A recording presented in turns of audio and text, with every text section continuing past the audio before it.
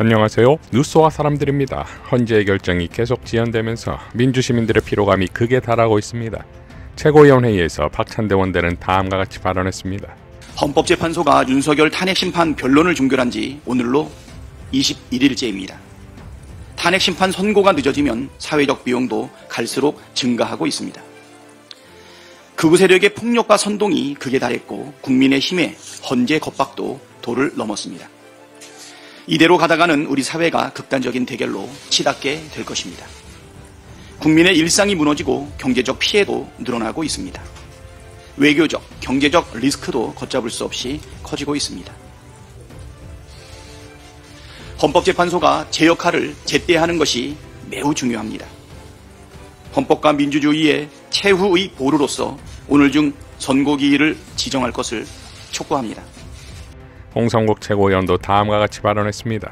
만일 탄핵이 인용이 돼서 미래의 불확실성이 사라질 경우 금융시장은 안정과 상승으로 화답할 것입니다. 그러면 떠났던 외국인들이 복귀할 것입니다. 반대로 탄핵이 기각될 경우 환율은 오르고 주가는 떨어지고 금리는 요동칠 것입니다. 상상하기 어려운 상황이 바로 우리 눈앞에 와 있습니다. 지금도 어려운 우리 경제는 거의 길을 잃을지도 모릅니다. 그리고 현금으로 우리 국민들의 주머니를 털릴 가능성이 큽니다. 윤석열과 극우 세력들은 자신들이 뭔 일을 했는지 그리고 뭔 일을 하고 있는지 아직도 모르는 것 같습니다. 우리 사회와 경제 전체를 흔들어 놓고도 일말의 책임감도 느끼지 못하고 있습니다. 슈퍼초선 통계왕 김영환 의원도 윤석열 계엄의 값을 다음과 같이 산정했습니다. 국민들이 경제생활 일상으로 복귀를 해야 되는데 이 복귀가 만만치 않은 상황이 또 재현되고 있습니다. 제가 경제 피해를 이렇게 한번 추산을 해봤는데요. 한국은행이 최초 1.9% 경제성장 예측을 했는데 1월 20날 계엄 이후에 첫 번째 하향 조정합니다. 1.6에서 1.7%. 그 다음에 또 조정을 합니다. 2월 20날 1.5%로 또 조정하거든요. 그래서 4분기 12월 달 GDP 하락분이 2조 2천억입니다. 그러면 1.5% 또 계산을 해보면 25년 내란 때문에 비상기업 내란 때문에 하락분이 9조 2천억이 나옵니다. 그래서 다시 계산해보면 11조 4천억이 직접적인 GDP 피해다. 그 포브스가 얘기한 거 아닙니까? GDP 킬러가 바로 누구요? 윤석열이라고 외신도 보고하고 있지 않습니까? 이거 플러스 이건 직접적인 피해고요. GDP. 자, 환율이 튀었습니다. 그 해외 투자 금융기관들이 1,300원대, 그러니까 전반기 하반기에 25년 1,300원대 환율을 예측했거든요. 비상기업 이후에 1,400원대 후반대로 다 예측했습니다. 그러면 적어도 60원에서 80원까지 다 올라간 겁니다. 이 환율이 어떻게 영향을 미치냐? 첫 번째, 생산자 물가로 영향을 미칩니다. 우리가 다 수입해서 이거 제조해서 완성품으로 수출하지 않습니까? 생산자 물가로 영향을 미칩니다. 그 환율 피해, 물가 피해 계산해야 되지 않습니까? 또 생산자 물가는 석 달에서 6달 사이로 소비자 물가로 또 이전됩니다. 그러면 국민 경제에 막대한 또 물가 피해가 예상되는 겁니다. 이거 또 비상계엄 이후의 경제적 피해로 우리가 추산해야 됩니다. 일자리 어떨까요? 1월달 일자리 한번 보시면은요, 2월, 그러니까 20세에서 29세가 20만 5천 명이 마이너스입니다. 마이너스. 새로 만들어진 게 아니고요, 아예 없어졌어요. 우리가 23년도 이렇게 대학생 졸업자를 보면요, 54만 명 정도 되는데, 그 중에 취업자가 한 32만 명 됩니다.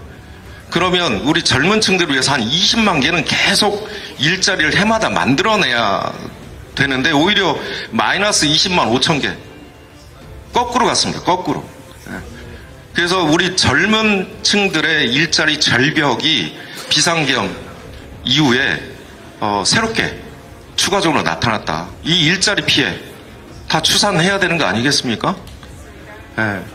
그리고 정말 저는 우리 국민들이 12월 3일 이후에 정말 뜨거운 밤들을 이렇게 보내고 계신데 다시 시작된 거 아닙니까? 일상으로 못 오시고 광화문으로 지금 나가셨잖아요.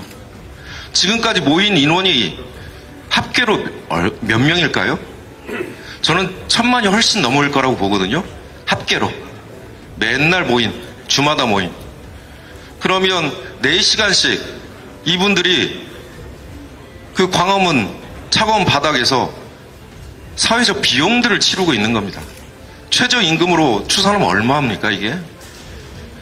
그리고 앞으로 우리가 이 민주주의 토대를 다시 만들기 위한 이 갈등의 치유 비용들, 이거는 저는 5년, 10년 가도 이 헌정 질서를 다시 회복하고 민주 질서를 다시 복귀시키는데 엄청난 기회 비용이 또 들어갈 거로 봅니다.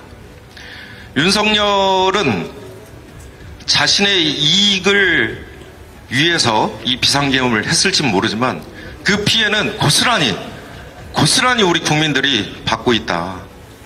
이 부분을 우리 국민들이 이 고통과 아픔을 견디면서 마지막 저는 헌재에서 좋은 결정이 나올 거라고 보는데 마지막까지 우리 국민들께서 이 불빛을 밝히면서 탄핵 인용대까지 잘 싸워 주셨으면 좋겠고, 저희 의원들이 먼저 앞장서서 이 위헌적인 윤석열과 맞서 맨 앞장서서 목을 걸고 싸워야 된다. 이 말씀 드립니다. 자, 이러니 이태경 토지자유연구소 부소장의 일갈은 정확합니다.